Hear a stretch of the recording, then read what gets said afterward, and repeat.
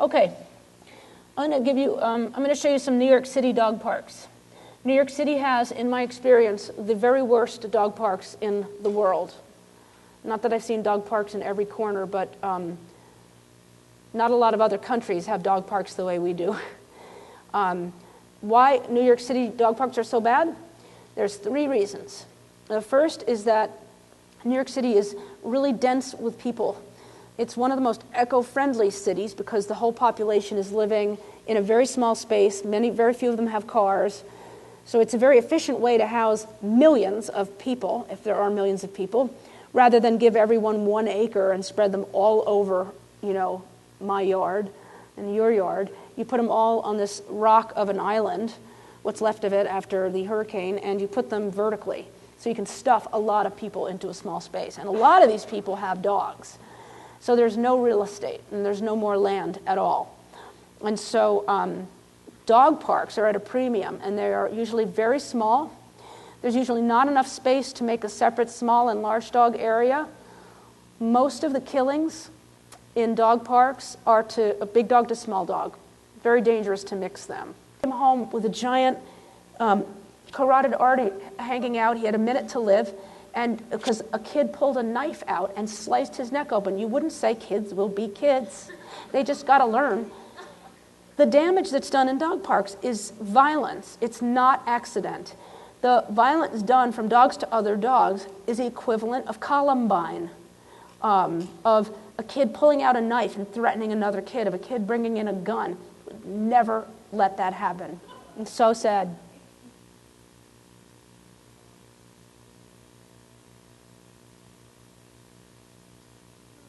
It's awful, isn't it? The owner's right here. Now, she's not bad. I'm telling you, if she were sitting here, she'd be horrified at what her dog's going through. She, I am sure, has been told, because this is what you hear all the time, no, don't let him, he's got to learn for himself. If you always go in there and baby him, he'll never learn. And it's when it's happening in real time and you're in the midst of it, you're not like standing aside and filming the whole thing. You don't see as much as when you're sitting there.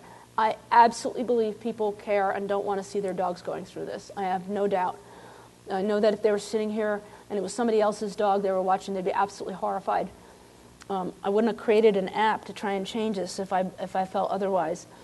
And I've seen people try to intervene. I saw a woman in New York City go in. Her dog it wasn't anything awful. Her dog was kind of a hard player anyway, but it was relentlessly being pursued by this other shepherd mix. And she finally just went in there and stepped between them and kept pushing the other dog away until he left. And I usually don't say anything, but I walked up to her and I said, that is so amazing that you just did that. I said, I tell you, I've been filming dog parks all around the country, and I said, it's so rare that somebody actually gets up, sees their dog's in trouble, and goes in and steps in on behalf of their dog. She says, oh, thank you. She says, I just get criticized for it. People think I'm just awful for getting in there. And she says, they just think I'm babying the dog. And I said, well, don't ever stop. And I said, I'm a professional, and I study dog parks, and I'll tell you right now that if more people did that, there'd be less bad incidents at dog parks. There was always air. It was a dance. It was high up. I'd like to see it a little bit lower. Let me go in slow motion and describe what's happening here. So a couple things here. One is it's relentless. And that's not a scientific term, but there's no air. The arousal is a steady increase, okay? That's the first thing. The second thing is there is teeth showing. There is hard contact. There's tail is tucked. The dog is right now, the pointer is saying, I don't feel comfortable turning my back. Look how hard the contact is. That dog's in a full snarl. Do you see how this dog is using his chest to pummel this one and moving? That's aggression. He's not using his mouth, but he's using his body weight.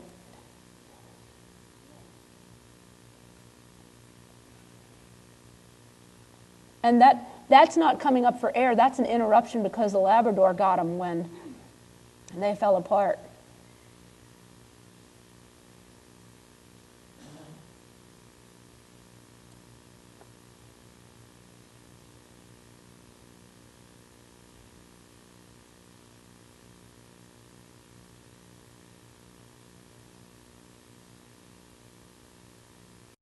So anyway, this is Carbon, 6 years old, neutered male, and highly experienced in life. Now, I am going to start. We have a neutered male shepherd mix, right, Scooby? And I feel like I'm forgetting something. Oh, hang on, before we get him out.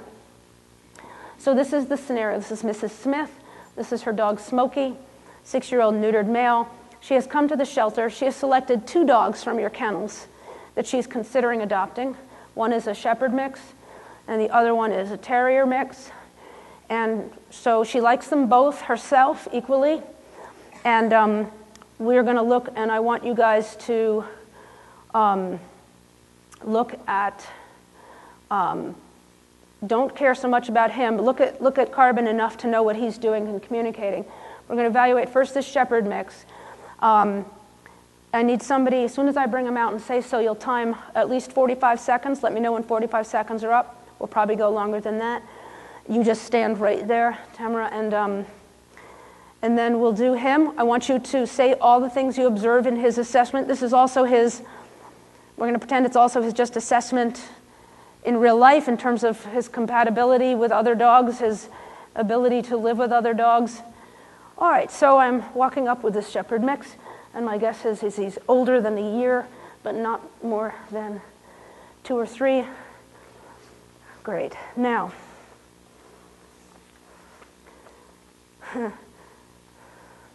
he sees the other dog. He air sniffed, immediately trying to get more information.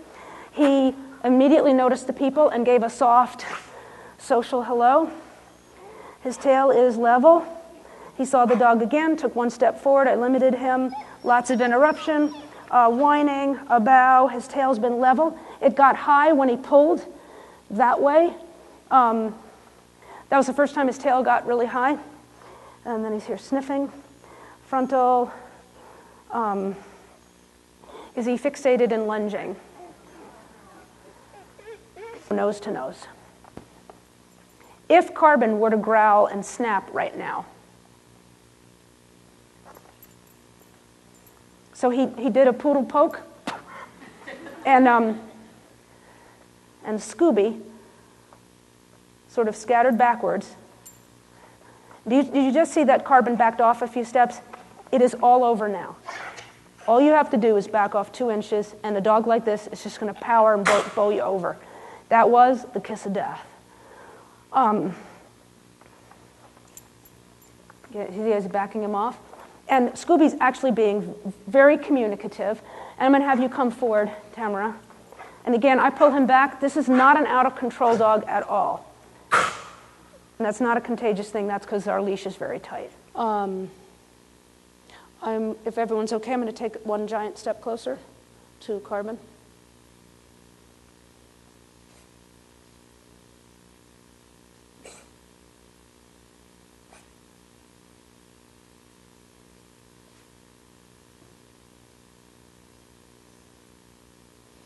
Carbon has pretty much the same response to this dog as the other. I think he's a little bit farther forward.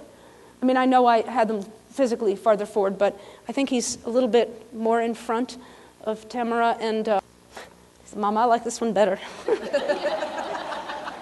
I like its size.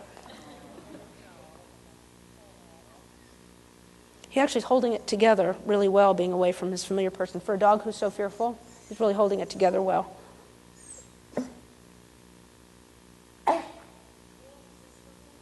No. If I had a dog in the shelter or anywhere that, when it's fearful, pees, poops, or expresses his anal glands, that's severe. And that dog's in hell. And so you would ignore the dog for the first 5-6 days to see if he'll acclimate at all and stop doing that. You'd probably cover his kennel as well. If he's still that way every time somebody passes, or he's just absolutely backed in the back climbing the walls in the back of his kennel, I would either let a professional in the shelter foster him get him out of the shelter, put him in foster for a limited amount of time to see how far he'll come at all. And so, he saw the dog right away. There seemed to be some interest. And then he disconnected right away, which, that's half the battle right there.